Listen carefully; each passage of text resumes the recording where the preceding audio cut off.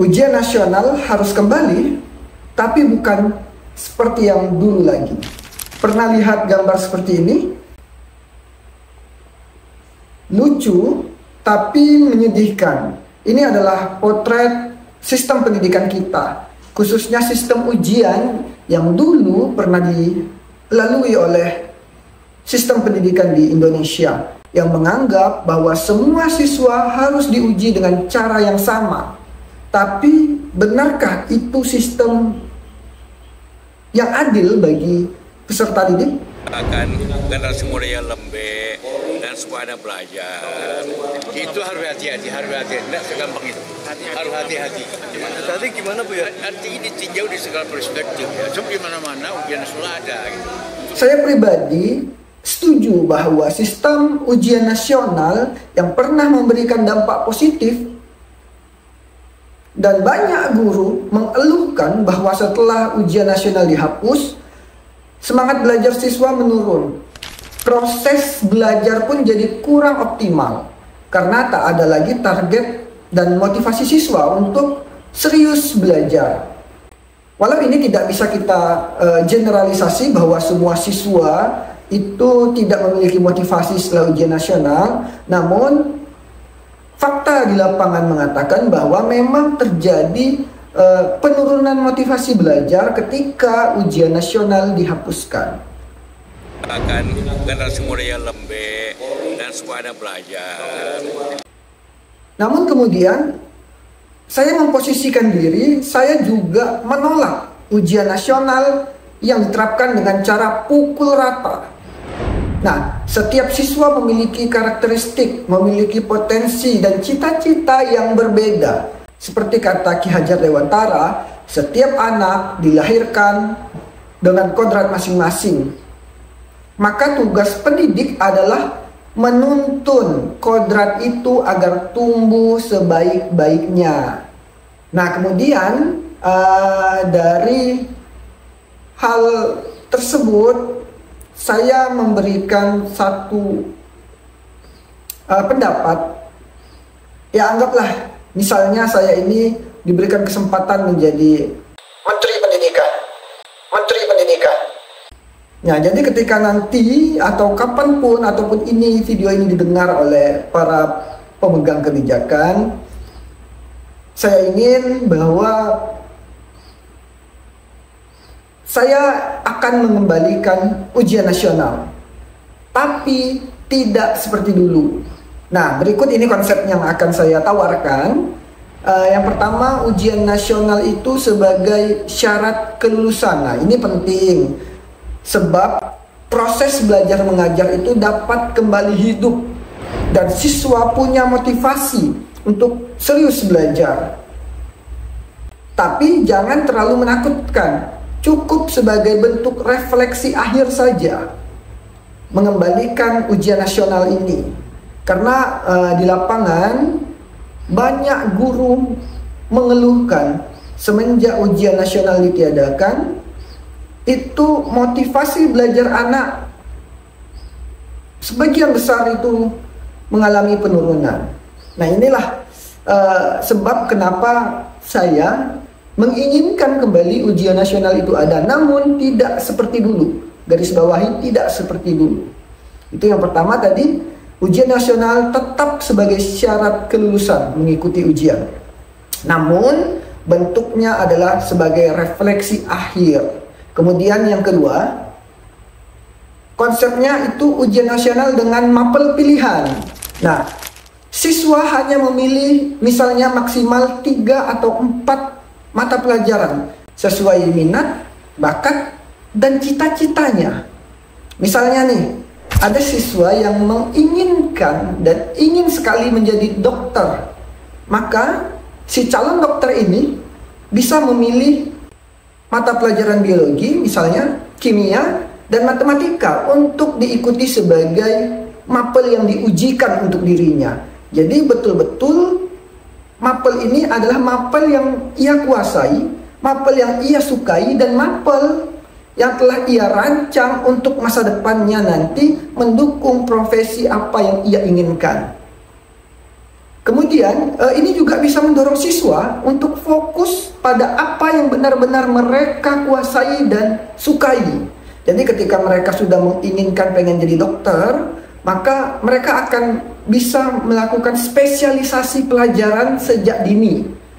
Jadi mereka sudah dapat menimbulkan rasa suka, rasa cinta terhadap mata pelajarannya, sehingga mata pelajaran itu dengan kemauannya ia akan memilihnya sebagai mata pelajaran ujian. Nah, jadi tidak semua mapel itu diujikan atau mapel sudah ditetapkan akan diujikan untuk si A, si B, si C. Nah, itu tidak, tetapi mapel pilihan. Karena apa? Misalnya lagi, ada calon atlet di dalam sekolah, maka dia boleh memilih mata pelajaran PJOK misalnya untuk diujikan pada dirinya untuk sebagai syarat kelulusan. Nah, artinya mapel yang diujikan adalah mapel yang benar-benar ia butuhkan untuk dirinya dan untuk masa depannya. Nah, itu adalah konsep yang kedua. Kemudian konsep yang ketiga adalah ujian bertingkat dan kontekstual. Nah, pada konsep ini saya mengusulkan bahwa soal itu dibuat bertingkat, dibagi menjadi 3 tingkat. Ada level dasar yaitu wajib, ini ada di tingkat dasar. Nah, itu masih menggunakan pola yang lama.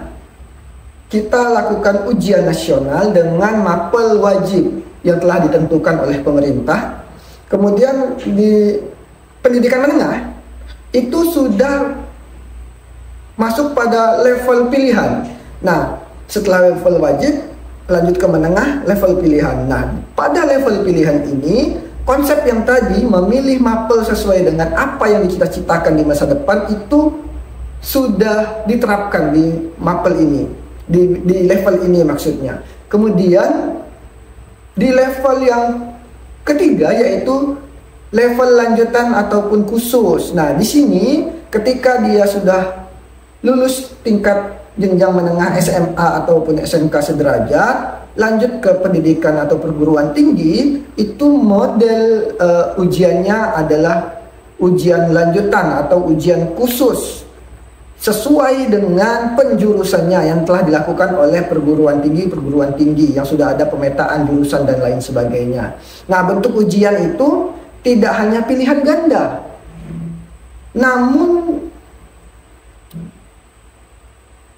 bisa seperti studi kasus, project mini, atau presentasi untuk mengukur pemahaman secara holistik. Nah, itu adalah bentuk ujian yang bisa kita terapkan pada persyaratan ujian nasional yang saya tawarkan. Kemudian yang keempat adalah integrasi dengan portofolio dan proyek. Nah, siswa atau murid atau peserta didik itu bisa menyertakan hasil karya atau proyek sebagai pelengkap nilai ujian. Nah, ini memberi ruang bagi kreativitas dan inovasi siswa untuk terus diasah, tidak tumpul dan terus berkembang. Nah, itu adalah 4 konsep yang saya kira untuk mendapati sistem pendidikan ataupun sistem ujian nasional yang bisa kita lakukan. Saya ulangi, yang pertama adalah ujian nasional sebagai syarat kelulusan, ujian nasional dengan mapel pilihan, ujian dilakukan bertingkat dan kontekstual, kemudian integrasi dengan portofolio dan proyek dalam rangka meningkatkan kreativitas dan inovasi. Tentu hal ini membuat pertanyaan, kenapa saya memiliki ide, konsep, gagasan seperti ini. Saya mengambil sampel di 4 negara yang kita tahu sistem pendidikannya sangat luar biasa. Yang pertama ada Finlandia. Finlandia itu tidak ada ujian nasional sampai tingkat akhir.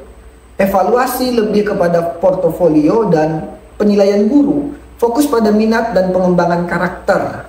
Nah, yang di sini kita perlu garis bawahi, di Finlandia itu evaluasinya lebih ke portofolio dan penilaian guru. Namun dengan catatan, guru-guru di Finlandia adalah guru-guru yang benar memiliki kompetensi yang luar biasa di bidang keguruan, ditunjang dengan tentunya tingkat kesejahteraan guru yang sangat diperhatikan, sehingga konsistensi, fokus guru terhadap pembelajaran itu sangat luar biasa.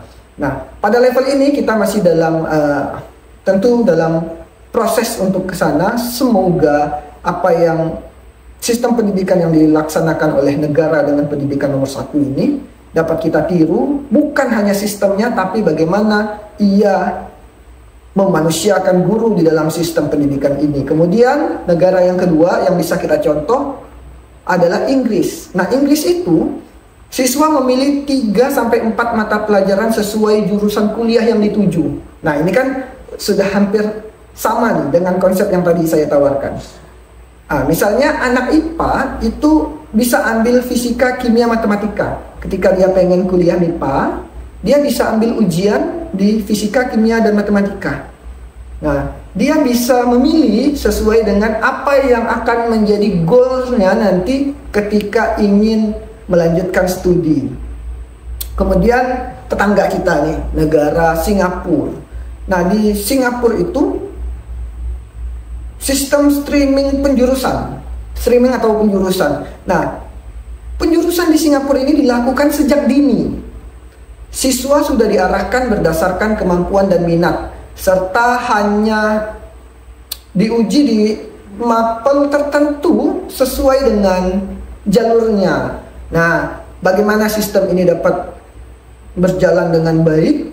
Itu tentu ada sistem minat bakat dan lain sebagainya yang dilakukan sejak dini, terkoordinir dengan baik, sehingga pendidikan di Singapura itu sangat luar biasa. Karena kita tahu salah satu negara ASEAN yang tingkat literasinya di atas rata-rata itu memang negara ini, Singapura.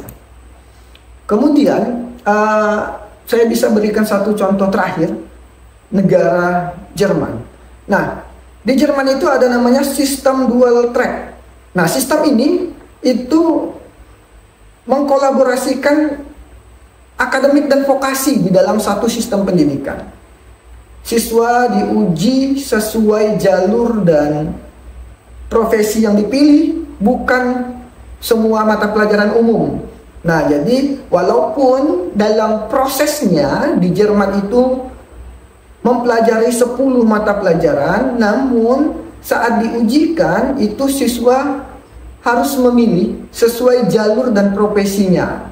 Misalnya dia ingin menjadi guru, maka mapel yang sesuai dengan kompetensi ini itu mapel apa saja. Nah, itu sesuai dengan profesi yang akan dipilih nanti. Itu adalah bagaimana kita melihat apa yang sedang terjadi di sistem pendidikan kita. Kemudian sistem ujian ini tidak harus seragam agar adil. Ini menurut saya perlu kita tekankan. Untuk adil di dalam sistem ujian itu tidak harus seragam. Justru keadilan itu muncul saat setiap anak diberi ruang berkembang sesuai dengan potensinya. Maka keadilan itu sebenarnya sudah disampaikan jauh-jauh hari sebelumnya oleh Ki Hajar Dewantara, bahwa setiap anak itu punya kodratnya masing-masing. Nah, kita sebagai pendidik itu menuntun anak-anak ini untuk berjalan sesuai kodratnya. Nah, anak yang ahli di bidang MIPA belum tentu anak ini ahli di bidang non-MIPA. Misalnya dia sangat hebat di pelajaran matematika, namun lemah di mata pelajaran olahraga atau PJOK, dan sebaliknya. Nah, inilah yang dikatakan oleh Ki Hajar Dewantara, pada hakikatnya anak itu punya kodrat masing-masing. Kita ini hanya mengarahkan saja dan jangan dipaksakan. Nah, filosofi ini yang kadang kita agak goyang untuk memahaminya. Kemudian saya pribadi juga percaya bahwa kita bisa membangun sistem pendidikan yang lebih manusiawi, adaptif, dan tentunya relevan dengan masa depan anak-anak kita. Kita tidak bisa memungkiri bahwa yang menjalani kehidupannya di masa depan itu adalah dirinya sendiri, dan dialah yang perlu kita tuntun, perlu kita berikan jalan untuk meraihnya.